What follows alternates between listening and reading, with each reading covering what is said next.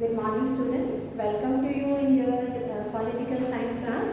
As you know, in the last class we started our chapter judiciary, and we were talking about why do we need judiciary, what is independence of judiciary, what is meant by independence of judiciary, and how independent judiciary has been set up by appointment of the judges and removal of the judges is there.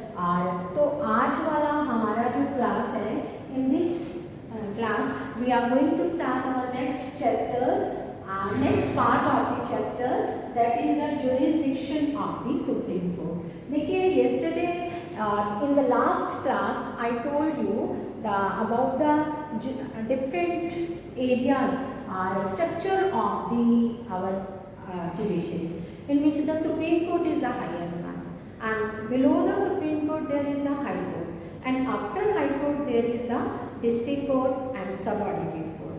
The structure is given in our book also, but after that jurisdiction of the Supreme Court.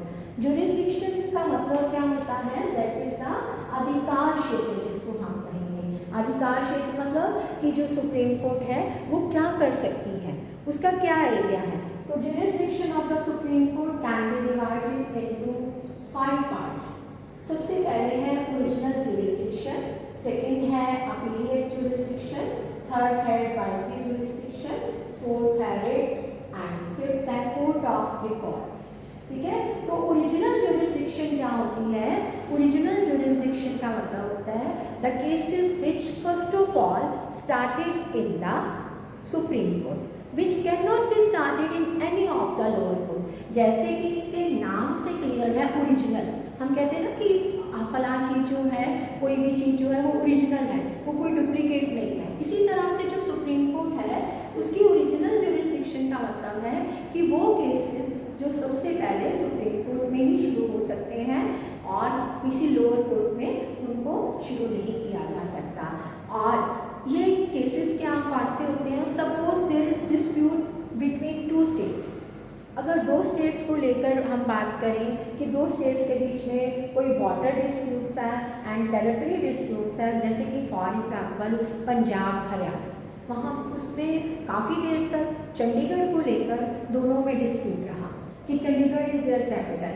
तो Punjab was claiming Chandigarh is area, Haryana was claiming for Chandigarh again. तो दोनों के 2 states के बीच में disputes हो जाते हैं। और वाटर को लेकर, जैसे कावेरी वाटर को लेकर डिस्प्यूट हुआ कहीं कुछ स्टेट्स में, और तो अगर एक तरफ सेंट्रल गवर्नमेंट है और एक तरफ स्टेट गवर्नमेंट है and there is dispute between the two, that cases can be started in the supreme court. ऐसे केसेस को भी सुप्रीम कोर्ट में शुरू किया जाता है। 2 स्टेट्स के बीच में डिस्प्यूट्स हो, एक तरफ सेंटर हो एक तरफ स्टेट हो, ऐसे भी हो सकता है एक तरफ 2 स्टेट्स हो और सेंटर हो। तो all these cases are started in the supreme court, these are original jurisdiction. इसके अलावा जो केसेस होते हैं related with the interpretation of the constitution, क्योंकि जो हमारी जो सुप्रीम कोर्ट है that is all the guardian of the constitution, उसको कॉन्स्टिट्यूशन की गार्डियन बोला जाता है। जैसे आपके पेरेंट्स आपके गार्डियन होते हैं, ऐसे ही जो सुप्रीम कोर्ट है वो हमारे इंडिया के लोग जो हैं और हमारे जो कॉन्स्टिट्यूशन है उसके गार्डियन है। तो अगर इंटरप्रिटेशन ऑफ लॉ, कोई भी कॉन्स्टिट्यूशन की इंटरप्रिटेशन से रिलेटेड मैटर हो तो that is also related solve by the supreme court. उसके बाद है अपीलिएट जुरिस्डिक्शन। अपीलिएट जुरिस्डिक्शन क्या होती है कि the cases which can be started in the high court, वो ऐसे केसेस जो कि पहले या तो डिस्ट्रिक्ट कोर्ट में या हाई कोर्ट में शुरू किए जाते हैं, but appeal can be made in the supreme court. क्या किया जा सकता है?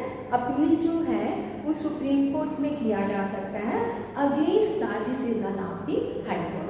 If the person is not satisfied with the decision of the High Court, then the person can appeal to the Supreme Court, and this is called the appellate। जैसे कि इसके नाम से क्लियर है, इसको appellate jurisdiction का नाम दिया जाता है। तो आगे जो है नेक्स्ट वन जो अपीलेट जुरिस्डिक्शन के बाद नेक्स्ट है रिट। हमारे रिट जुरिस्डिक्शन एडवाइजरी की अभी हम बाद में बात करते हैं। Writ jurisdiction is given in your book earlier in one lesson about the fundamental right, जिसके बारे में हमने पढ़ा, और उस चैप्टर में हमने एक लास्ट जो राइट था, right to constitutional remedy. But was the meaning of this right? इस राइट का क्या मीनिंग था कि our rights are violated by any government officer और any individual, we can go to court to implement our right. हम अपने rights को implement करवाने के लिए कोर्ट में जा सकते हैं। तो ऐसे में सुप्रीम कोर्ट और हाई कोर्ट भी जा सकते हैं, और वो सुप्रीम कोर्ट कई तरह के रिट्स इशू करता है। रिट का मतलब होता है ऑर्डर, जैसे writ of mandamus, writ of habeas corpus, writ of prohibition. ये आप पूरा पढ़ चुके हो अपने फंडामेंटल राइट्स में, जहाँ पूरी रिट्स दी गई हैं। अगर हमारे कोई भी राइट कोई वायलेट करता है तो हम कोर्ट में जा सकते हैं। कोर्ट कई तरह के रिट इशू करके हमारे राइट को वापस दिलवा सकता है सुप्रीम कोर्ट। तो दिस इज अनदर पार्ट। आगे है एडवाइजरी जुरिस्डिक्शन। एडवाइजरी जुरिस्डिक्शन क्या होती है कि जो president of India can take advice of the supreme court on some matter. कुछ मैटर्स को लेकर सुप्रीम कोर्ट जो है से प्रेसिडेंट एडवाइस ले सकता है। President can take advice from supreme court on any legal issue. किसी भी लीगल इशू को लगता है कि लीगल इशू है और इसके बारे में कुछ जानना, कुछ क्लियर नहीं है लॉ, तो सुप्रीम कोर्ट से वो कोई भी इस तरह से कोई भी एडवाइस ले सकता है। इससे दो फायदे होंगे। इसके दो फायदे क्या होंगे? एक तो पहले ही अगर सपोज प्रेसिडेंट ने सलाह ले ली है तो उससे बाद की जो कोई लीगल प्रोसेस होगी लॉ के बारे में, फिर कोर्ट में लोग कोई जाएगा लॉ को लेकर, उसको चैलेंज करेगा, उससे बच जाएंगे।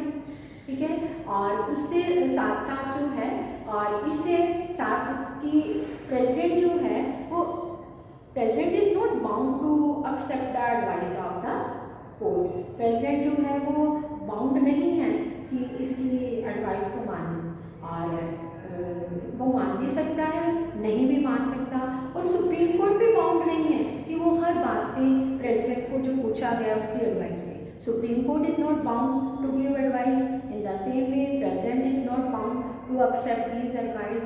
लेकिन इससे क्या होता है, फायदा होता है, और ओपिनियन जो है that can be taken on legal matters पे जो है वो अननेसेसरी लिटिगेशन से बचा जाता है, और उसके बाद गवर्नमेंट अपने हिसाब से उसको चेंज करना चाहे तो उसको चेंज कर सकती है। तो these are the jurisdiction of the supreme court: original, appellate, advisory, writ and court of order. जैसे कि हमारा आर्टिकल 137 में क्या लिखा हुआ है? The supreme court shall have power to review any judgement pronounced or order made by it। Supreme court के पास पावर्स है to review any judgement pronounced or order made by it, जो उसके द्वारा ऑर्डर जो है वो बनाए जाते हैं उसकी। और इसके साथ साथ आर्टिकल 144 में क्या लिखा हुआ है? All authorities civil and judicial in the territory of India shall act in advice of the supreme court. 144 में सुप्रीम कोर्ट की पावर्स के बारे में लिखा है कि जितने भी लोग हैं, जितने भी इस एरिया में टेरिटरी में रहते हैं, जितनी अथॉरिटीज़ हैं, all will have act in aid of the supreme court. जो सुप्रीम कोर्ट जो एड करेगी उसके अकॉर्डिंग ही काम करेगी। और इसके साथ one more power is court of record. Supreme court जो है वो कोर्ट ऑफ रिकॉर्ड भी है। कोर्ट ऑफ रिकॉर्ड का मतलब होता है कि जितने डिसीजंस होते हैं वो सारे सुप्रीम कोर्ट में उनका रिकॉर्ड रखा जाता है, रखा जाता है ताकि आने वाले टाइम के जितने भी लोअर कोर्ट्स हैं वो ऐसे डिसीजंस को फॉलो करें। इसीलिए क्योंकि रिकॉर्ड रखा जाता है पूरे डिसीजन का, तो this is called court of record. Court of record के नाम से जाना जाता है। लेकिन सुप्रीम कोर्ट उन ऑर्डर को अगर रिपीट करना चाहती है, कुछ चेंज करना चाहती है तो वो कर सकती है।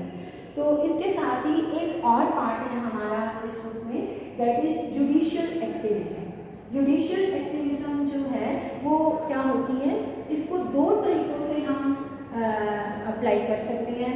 Number 1 PIL public interest litigation, SAL social action litigation. ये PIL जो है वो 1979 में सामने है। देखिए इससे पहले क्या होता था कि अगर हमें कोई we are the sufferer, we can go to court. हम कोर्ट, अगर हम एग्रीव्ड पर्सन हैं, हम हैं या हमसे हमारे साथ कोई इनजस्टिस हुआ है, we can go to court. लेकिन 1979 में एक जो सामने आया नया प्रिंसिपल सामने आया वो था पब्लिक इंटरेस्ट लिटिगेशन। इसका मतलब क्या है कि अगर पब्लिक का इंटरेस्ट हो तो we can go to court. अगर हमें लगता है कि किसी के साथ इनजस्टिस हो रहा है तो we can go to court for the protection of that person. उस पर्सन की राइट्स की प्रोटेक्शन के लिए हम जो है वो कोर्ट में जा सकते हैं। और इन दिस वे हम कह सकते हैं कि इसका जो PIL है, this is a one vehicle of judicial activism. और इस जुडिशरी जो है which is an institution that traditionally, जो पहले तो कन्फाइन करती थी, जुडिशरी पहले सिर्फ कुछ मैटर्स को ऐसे मानती थी जो उसके पास केसेस आते थे, लेकिन अब जुडिशरी जो है ऐसे केसेस को भी सुन सकती है जो पोस्टल के थ्रू आते हैं, पोस्ट के थ्रू भी आते हैं, और कोई न्यूज़पेपर की रिपोर्ट है, if there is any newspaper report and injustice is there with anyone, तो एनीवन कैन चैलेंज, कोई भी चैलेंज कर देता है उसी रिपोर्ट के अकॉर्डिंग। तो जो सुप्रीम कोर्ट है या हाई कोर्ट है दैट कैन, और बाकी की कोर्ट्स जो हैं वो भी ऐसे केसेस को सुन सकती हैं। और ऐसे इसका क्या फ़ायदा है, क्योंकि इससे so many poor people are there, they can't go to court, वो कोर्ट में नहीं जा सकते। तो ऐसे में उन लोगों के इंटरेस्ट को प्रोटेक्ट करने के लिए, उनको न्याय दिलवाने के लिए कोई भी कंसर्न पर्सन, कोई भी सोशल ऑर्गेनाइजेशन, कोई भी वॉलंटरी पर्सन जो है वॉलंटरी कोर्ट में जा सकता है। तो आज कई सारे मैटर्स जो हैं वो कोर्ट के सामने आए हैं। अगर हम कहें कि वाटर पोल्यूशन को लेकर, और वाटर सबको मिलना चाहिए, सेफ एनवायरनमेंट जो होना चाहिए सबके लिए, अनपोल्यूटेड एनवायरनमेंट जो है वो होना चाहिए, सबको वाटर फैसिलिटी मिलनी चाहिए। तो ये this is through public interest litigation. ये पब्लिक इंटरेस्ट लिटिगेशन के थ्रू ही पॉसिबल हुआ है। तो और इस तरह से हम कह सकते हैं कि PIL और जुडिशियल एक्टिविज्म जो है वो पोस्ट 1980s पीरियड में शुरू हुआ, और जुडिशरी जो है उसको अपनी रेडीनेस दिखाई बहुत सारे ऐसे केसेस को सॉल्व करने के लिए। और इससे जो है बहुत सारे जो पब्लिक स्पिरिट सिटीजन्स हैं, सोशल ऑर्गेनाइजेशन हैं, लॉयर्स हैं, उन्होंने पिटीशन फिल की उन लोगों के बिहाफ में, those who were the poor and deprived. इसका फ़ायदा क्या है और इसका नुकसान क्या है वो हम अपनी अलग नेक्स्ट क्लास में पढ़ेंगे। और कैसे जुडिशरी जो है वो राइट्स की प्रोटेक्शन करती है, that will be the last part of the chapter. This was the second one. We completed today the jurisdiction of the Supreme Court and meaning of judicial activism. What are its merits and demerits, and how does judiciary protect the rights of the citizen? We will do in our next class.